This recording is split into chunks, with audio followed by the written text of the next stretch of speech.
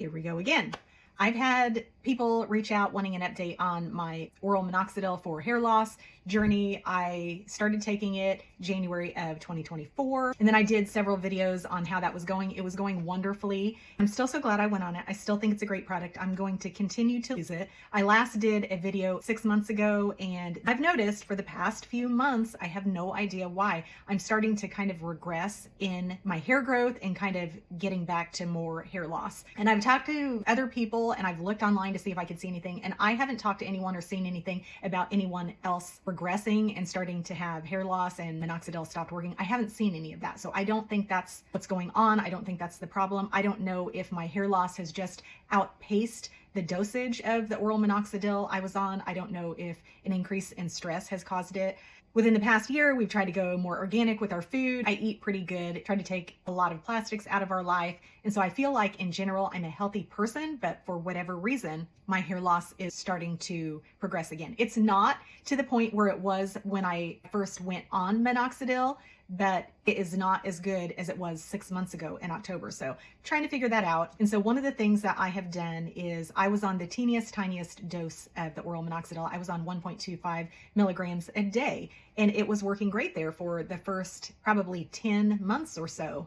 Side effects, I'm still great. It's been a good experience that way. I haven't had any problems. I talked to my doctor, and I have just within the past probably couple weeks increased my dosage of the oral minoxidil to twice what it was. Still a small amount, 2.5 milligrams. 5 milligrams is the upper level of what sometimes guys do. Women can do it too, but there is a greater risk of the side effects such as hair in weird areas like your chest or your forehead or your temples or anywhere. I'd rather have hair that I can laser off or wax off as long as it means I can have hair on my head. So I am going to increase that. I was hesitant for the past few months, hoping that it would just resolve itself and do great like it was for the first 9 months. But I was hesitant because the dread shed in the beginning was terrible. It sucked. And so I was hoping to not have to go through that again. I think I am experiencing a little bit of the shed. Hopefully, since it's already in my system, it won't be as bad as the first shed. But again, if it grows me more hair and grows me thicker hair, it will have been well worth it.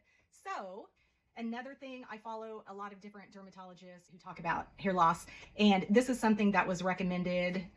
It's an anti-dandruff shampoo. It's cheap. It's way cheaper than most shampoos that most of us are using if you're using salon grade products, and it's called Nizoral, and it does have ketoconazole, which is a medication, and it's supposed to penetrate the scalp and hair. When you're losing it, the form of testosterone that makes men and women lose hair kind of tends to miniaturize your shaft of your hair. And so it turns it into more peach fuzz rather than the full density of a normal strand of hair. And this is supposed to help combat that and help thicken up your hair so it goes from peach fuzz back to normal strands of hair. And I've seen all great things about it, and so I'm trying that. I loved the shampoo I was using before, and I miss it, but I need hair on my head to even worry about the styling portion. And so I've switched to this. I feel like it's a little drying. I feel like it kind of tangles my hair, but the thickness and the hair growth are my number one priority. I have been doing this for a while, but I use this little scalp massager. I only shampoo my hair every 3 days to be gentler on it. And then on the second shampoo, I go ahead and massage my scalp to get that blood flow and circulation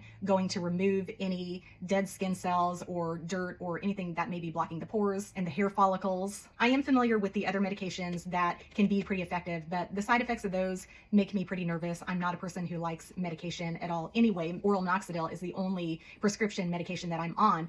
And so I don't want to go on those kind of things unless I absolutely have to, and maybe not even then. I may just resort to wigs if it gets bad enough, but you have to research it yourself and take into account your health and what you're comfortable with. So right now I've increased the oral minoxidil in this shampoo. We'll see how it goes, and I'll let you guys know. So not as great as my 8 or 9 month update, not what I had hoped for, but a year and 3 months after I started taking it, I still have more hair than I did when I started. So I'm still ahead of the game for having taken oral minoxidil. I haven't lost everything yet, and I didn't want to wait until I did lose everything and was back to square one. So I wanted to kind of get a hold of it, get ahead of it, to get back on track again. So I'll give it a few more months, and then I'll tell you guys where I'm at with it and let you know how it's working. This is the 1 year, 3 month update, and better than it was in January of last year. Not nearly as good as it was in October of last year, and I'm somewhere in the middle. So good luck. I'll keep you posted, and I'm hoping I've got great news to give you next time.